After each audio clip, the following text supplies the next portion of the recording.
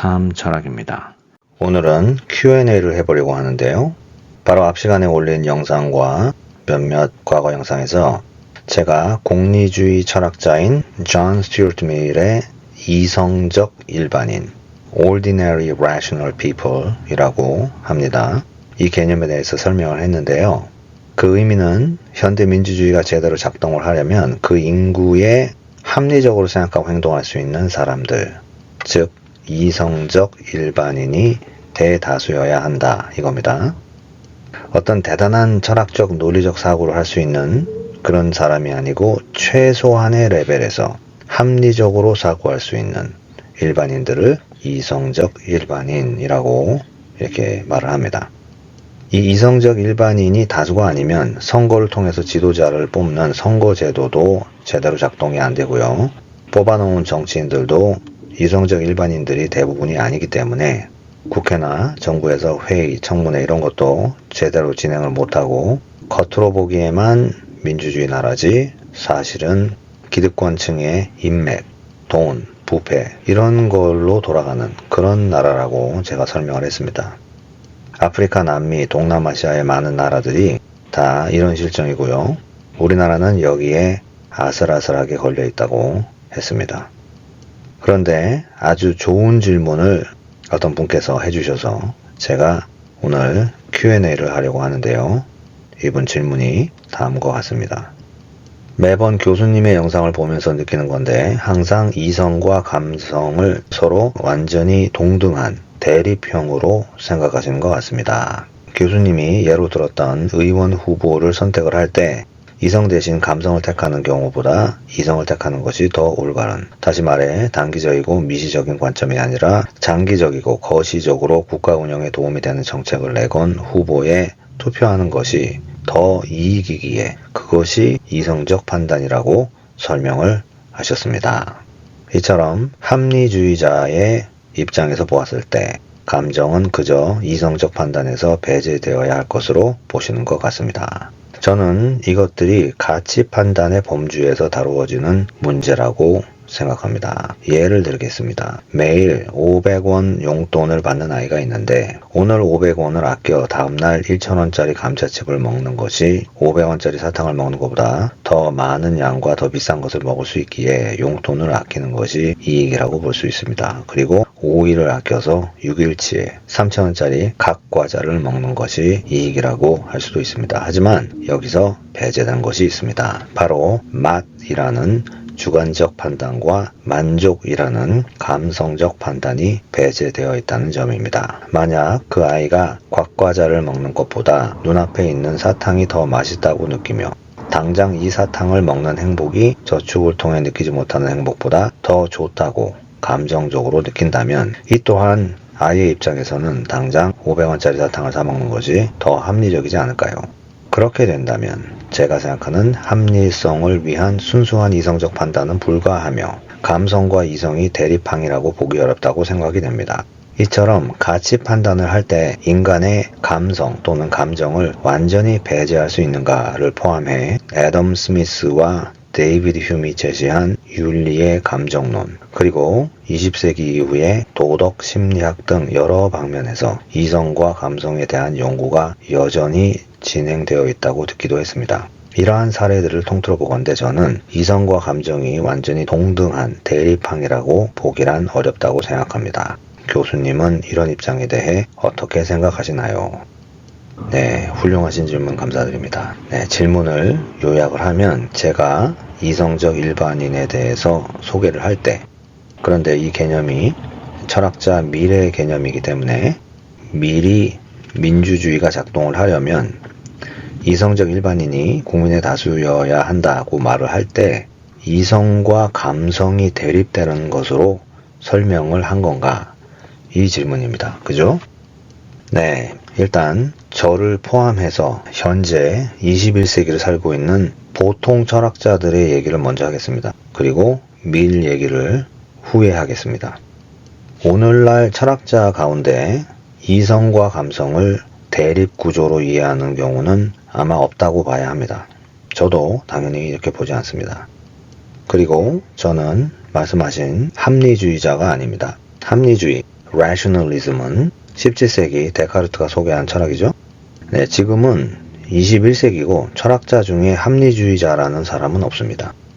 지금 질문자께서 언급하신 주제는 정신철학, philosophy of mind의 주제 분야입니다. 인간이 행동 결정을 내릴 때 어떠한 방식으로 결정을 내리는지, 인간의 정신에 이성과 감성이란 기관이 있어서 이 두 정신의 상호작용을 통해서 결정이 내려지는지 여기에 대한 연구인데요. 근데 이 분야에 많은 발전이 있었습니다. 여기 질문자께서도 언급을 좀 이렇게 하셨는데요. 그래서 지금은 이 지금의 정신철학 philosophy of mind에서는 인간의 행동 결정이 이성과 감성이 대립되는 방식에 의해서 내려진다고 보지를 않습니다. 제가 조금만 설명을 드리면요. 현재 정신철학에서는 인간 정신을 기능적 부분으로 구분을 합니다. mental partition이라고 이렇게 얘기를 합니다. 고대에서 중세까지 인간 정신의 기능을 말할 때 faculty라는 말을 썼습니다. 이 faculty가 무슨 말이냐면요. 인간은 육체와 영혼이 분리되어 있고, 그리고 인간 정신 활동은 영혼의 활동이고, 이 영혼이 정신적 힘을 가지고 있어서 이 힘을 faculty라고 불렀습니다. 하지만 현대에는 정신 활동을 영혼이 하는 활동이라고 보지를 않습니다. 정신은 육체의 한 부분인 뇌의 활동이라고 봅니다. faculty가 아니고.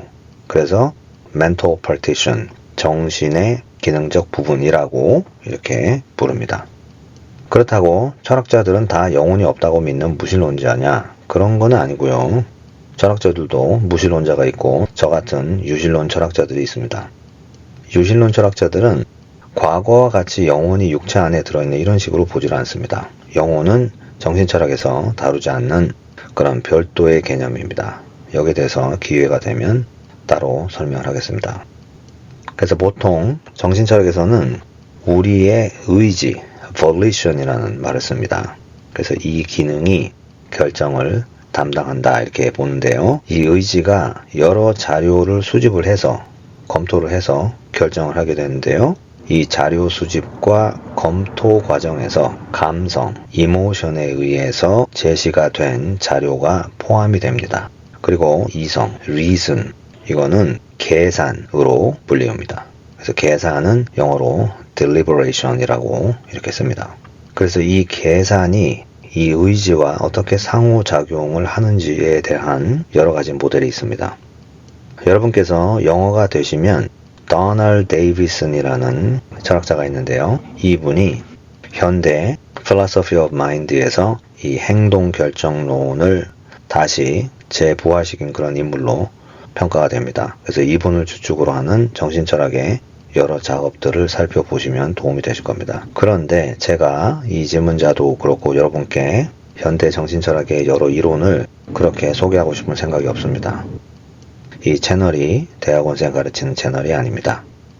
학교에서 대학원생은 충분히 가르치고 있고 유튜브에서까지 그렇게 하고 싶은 생각이 저는 없습니다. 삶철학이라는 채널과 철학과 사설이라는 채널을 운영하고 있습니다. 삶철학은 대학교 학부 수준으로 마치고 있고요.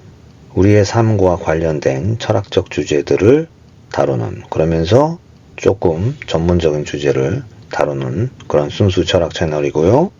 철학과 사설은 대중들을 위한 채널입니다. 시사와 관련된 주제에 대한 생각을 나누는 곳입니다. 그래서 이런 정신철학 이론 같은 너무 기술적인 내용은 제 이 두 채널에서 다 피하고 싶은 생각이 있습니다. 그래서 제가 좀 쉽게 결론적으로 말씀을 드린다면요.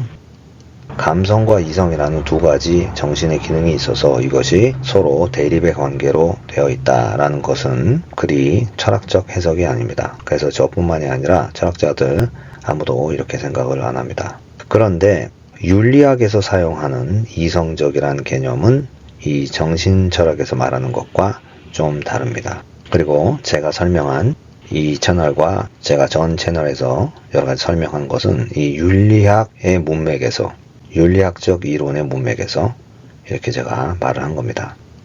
그래서 제가 좀 설명을 하면요. 이성적이라는 말이 무엇인가? 윤리학의 컨텍스트에서 이성적이라는 말이 무슨 말인가? 무슨 말이냐 하면요. 윤리학적 이론에 따라 의미가 달라지긴 합니다. 그런데 공리주의 그리고 실용주의의 문맥에서는 결과론적 사고를 하는 게 이성적이다 이렇게 규정을 합니다. 철학자 밀이 사용한 이성적 일반인의 개념도 공리주의적 문맥에서 말한 겁니다. 왜냐하면 당연히 밀이 공리주의의 창시자니까 그렇죠. 그리고 이 밀의 이성적 일반인이라는 개념은 지금도 흔히 사용되는 개념입니다. 그래서 제가 좀 설명을 하면요. 우리가 흔히 사회윤리에서 말하는 이성적 판단이라는 것은 정신철학에서 말하는 어떤 이성이란 정신의 기능을 사용한다는 이런 말이 아니고요. 개인이 내가 어떠한 사회윤리적 주제에 대해 판단을 내릴 때 가장 합리적인 결과를 도출하는 쪽으로 생각을 하고 숙고해서 나온 판단. 이걸 이성적이라고 말하는 겁니다. 포인트는 이 결과입니다. 결과론적 측면에서 다수에게, 나라 전체에 이로운 선택이냐 이거를 생각을 해보고 결정을 하는 것이 합리적이고 이성적인 판단이라 이겁니다. 개인 윤리적인 주제에 대해서도 해당이 됩니다.